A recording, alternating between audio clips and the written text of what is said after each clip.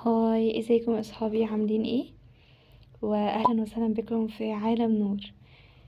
جيت اقول لكم ان انا عملت جدول للتحدي بتاعنا، هو زي ما انتم ما شايفين.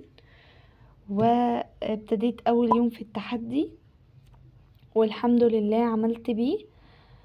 وانا كده خلاص خلصت يونت غلط.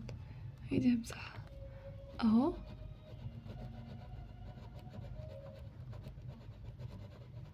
اعلم هنا وبكده انا خلصت يونت 1 في لخصت 5 صفح سوري.